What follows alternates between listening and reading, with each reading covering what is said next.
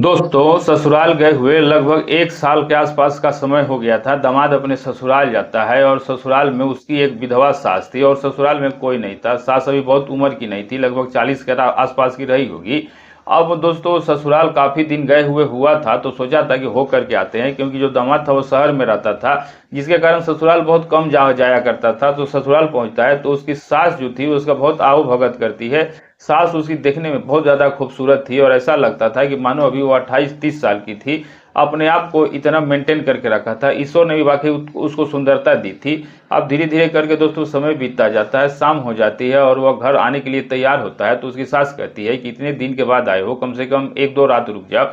तो वह कहता है कि नहीं, बहुत दिन के बाद आया हूँ, घर परिवार के साथ रहूंगा, बच्चों के साथ समय बिताऊंगा। तो सास कहती है कि घर परिवार के पास तो रोज रहना है, आज मेरे साथ रहो, आज मैं तुम्हारे लिए कुछ स्पेशल करने वाली हूँ, जिसको देख करके तुम बहुत ज्यादा प्रसन्न हो जाओगे। उसको लगा कुछ खाने पीने का इंतजाम होगा। वह कहा नहीं, आप परेशान मत होइए, व्यर्थ के पैसे बर्बाद मत करो। तो वह कहती है बात पैसों की नहीं है, तुम रुक जाओ और कुछ ऐसा करूंगी कि तुम जाने का नाम नहीं लोगे। वह बड़ा असमंजस में फंस जाता है कि आखिर ऐसी कौन सी व्यवस्था करके रखी है कि इसके बाद मैं जाने का नाम नहीं लूंगा। वो व्यवस्था देने के लिए रुक जाता है, कहता है चलो ठीक है, अभी आज व्यवस्था देखते हैं। अब दोस्तों शाम होती है, दोनों खाना पीना खाते हैं और एक ही कमरे में दोनों सो जाते हैं। टीवी लगी रहती है, कुछ देर टीवी देखते हैं, लेकिन दोस्तों उसके मन में ये बात चल रही होती है कि जो व्यवस्था की बात करी है, आखिर ऐसी कौन सी व्यवस्था है और ये व्यवस्था मिलेगी मुझे कब, यही सब सोच रहा होता है। लेकिन थोड़ी ही देर में उसके साथ कुछ ऐसा होता है दोस्तों जिसकी कल्पना उसने नहीं किया था। ये जानने का प्रयास करते हैं कि होता क्या है उसके साथ। उससे पहले जो नए दर्शक है जिन्होंने चैनल को सब्सक्राइब नहीं किया है, चैनल को सब्सक्राइब कर लीजिएगा और वीडियो किस शहर से देख रहे हैं अपना और अपनी सिटी का नाम जरूर लिखिएगा। और दोस्तों अगर आप चैनल में हमारे नए हैं तो चैनल को सब्सक्राइब करना बिल्कुल मत भूलिएगा।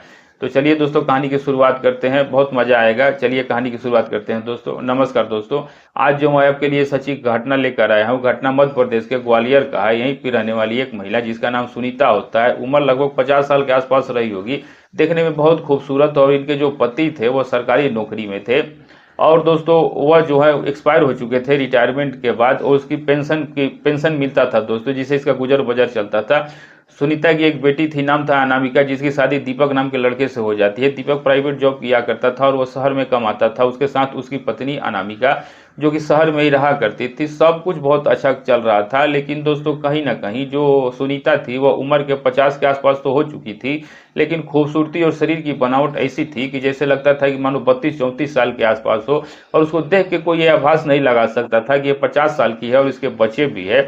दोस्तों इतना ईश्वर का दिया हुआ खूबसूरत उसके पास तोहफा था कि इतनी खूबसूरत थी कि आज भी अगर कोई उसको व्यक्ति देखता तो उसके साथ कुछ समय बिताने की सोचने लगता था। लेकिन दोस्तों उसने कभी ऐसा कुछ किया नहीं। लेकिन कहते हैं कि इंसान का कब मन बदल जाए, उसके मन में कौन सा ख्याल कब बैठ जाए, किसी की कल्पना नहीं रहती। अब कुछ ऐसा ही हुआ सुनीता के साथ।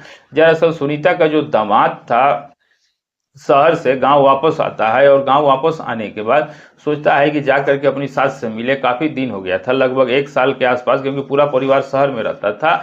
तो दोस्तों जब गांव आता था तभी जाता था, नहीं तो फोन पे हालचाल ले लिया करता था। यूं ही सिलसिला चल रहा था।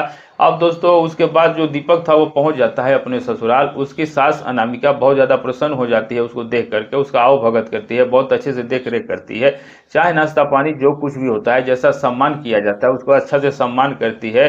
अब काफी देर तक दीपक वहां रहता है। अब जैसे ही शाम ढलने लगती है तो दीपक कहता है मुझे घर जाना है, आज्ञा दीजिए। तो कहती है बेटा इतने दिन बाद आए हो, जल्दी क्या है, एक दिन दो दिन मेरे पास ठहर जाओ।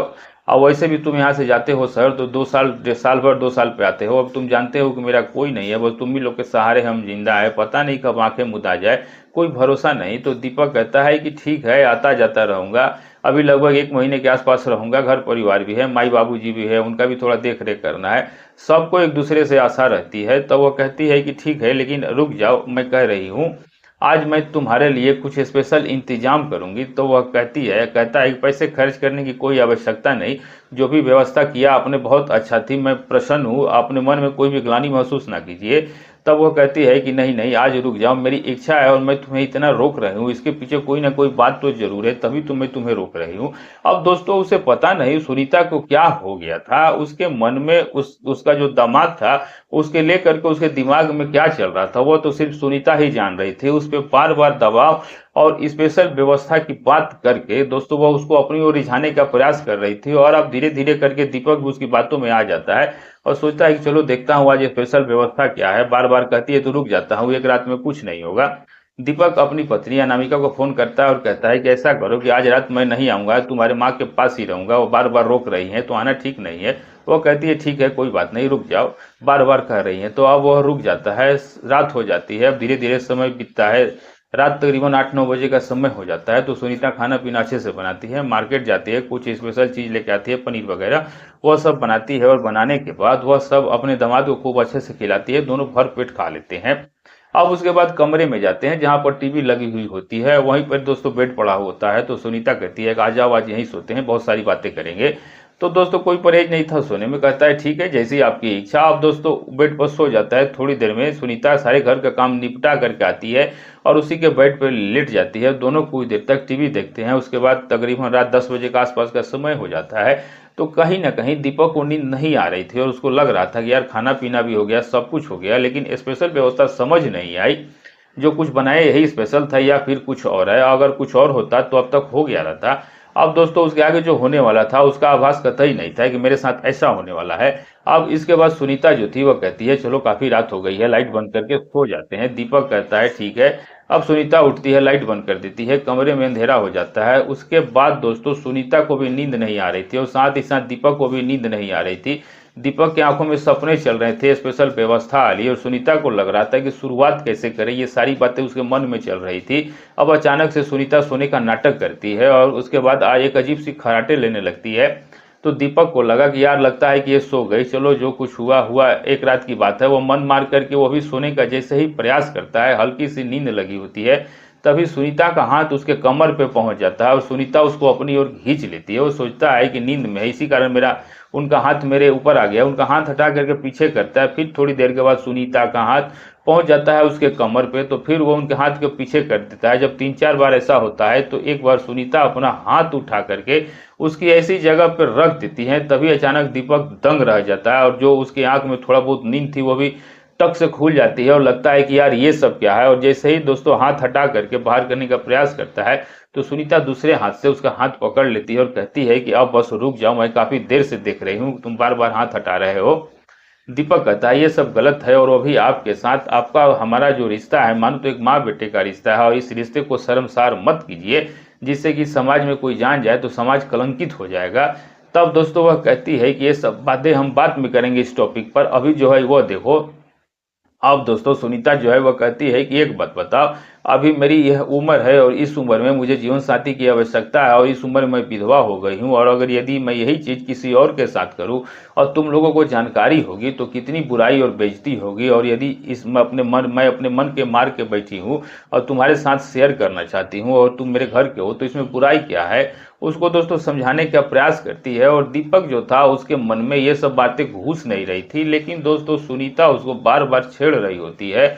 और कहीं ना कहीं दोस्तों दीपक भी जोश में आ जाता है, और सुनीता जब अपना हाथ ऐसी जगह लगाती है तो देखती है कि दीपक पूरी तरीके से तैयार है। सुनीता दीपक से कहती है कि बस एक रात की बात है और ये रात हमारी और तुम्हारी होनी चाहिए, और इस रात को यूं ही मत गंवाओ। इसीलिए यही वो स्पेशल व्यवस्था है जिसके बारे में मैंने तुमसे कहा था, और मैं काफी दिन से सोच रही थी कि जब तुम आओगे तब मैं तुम्हें ये अवसर अवश्य दूंगी, लेकिन तुमको आने में 1 साल लग गया। और अगर मैं किसी और के साथ ये सब करती और तुम्हें पता चलता तो कितनी बदनामी होती। अब दोस्तों किसी न किसी तरीके से इमोशनल ब्लैकमेल करके या जैसे भी होता है उसको अपनी ओर आकर्षित कर लेती है। अब दीपक पूरी तरीके से तैयार हो चुका था, तो सुनीता कहती है कि बस 10 मिनट का वक्त लगेगा, उसके बाद सारा काम खत्म हो जाएगा। अब दोस्तों सुनीता जो थी वह अपना पूरा दबदबा बना चुकी थी दीपक के ऊपर। दीपक को मना करने के बाद भी अपने पूरे शरीर को ढीला कर देता है और सुनीता पूरी तरीके से उसके ऊपर हावी हो जाती है और वह सब कुछ करने लगती है जिसकी कल्पना किसी को नहीं थी। अब ये लोग रिश्तों को शर्मसार करने में कोई कसर नहीं छोड़ते हैं, और सुनीता और दीपक जो था दोस्तों इन दोनों के बीच संबंध बन जाता है, और ये संबंध 1-2 बार नहीं 3-4 बार रात में बनता है। और सुनीता पूरी तरीके से संतुष्ट हो जाती है, और जब संतुष्ट हो जाती है तो दीपक से कहती है कि मेरी तकरीबन 10 साल के आसपास की जो भूख थी वो तुमने शांत कर दी, और तुम्हारे ससुर जी को गए हुए 10 साल हो गया।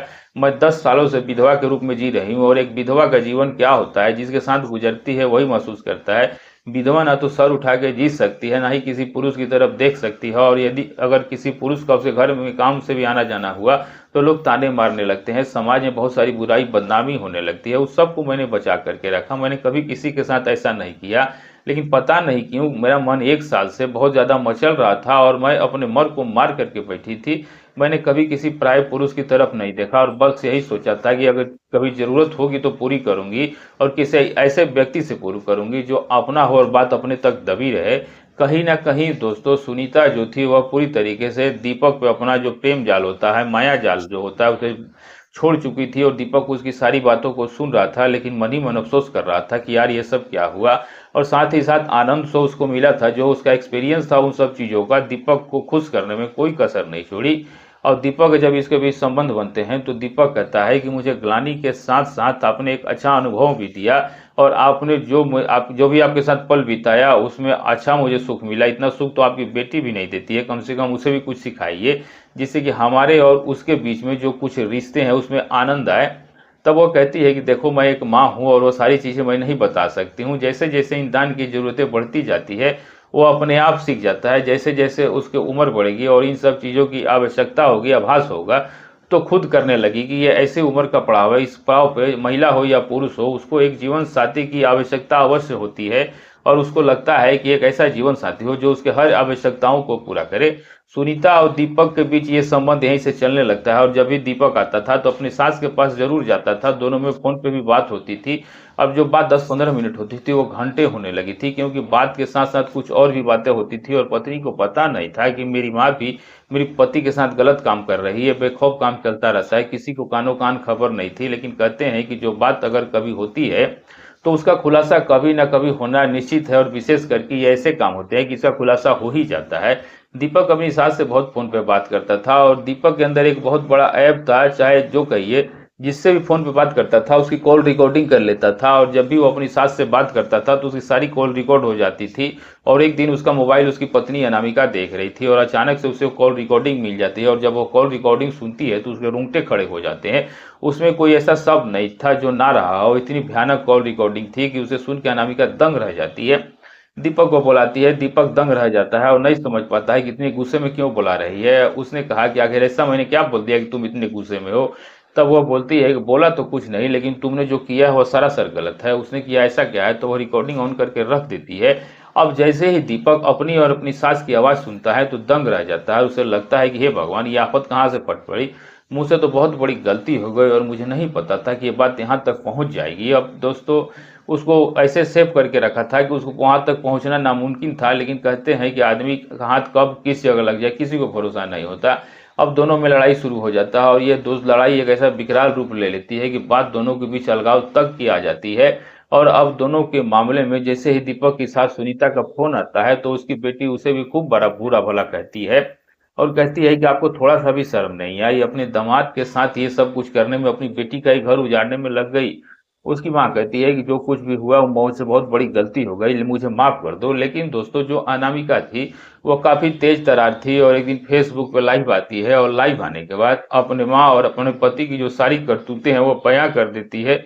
वीडियो काफी तेजी से वायरल होती है, बहुत सारे लोगों ने इस वीडियो को देखा होगा। उसके बाद ये पूरी घटना एक ऐसा मोड़ ले लेती है कि जिंदगी ऐसी जगह पहुंच जाती है जहां पर कोई फैसला लेने के लिए समझ नहीं पा रहा था कि कौन सा फैसला लूं, इधर जाऊं क्या करूं।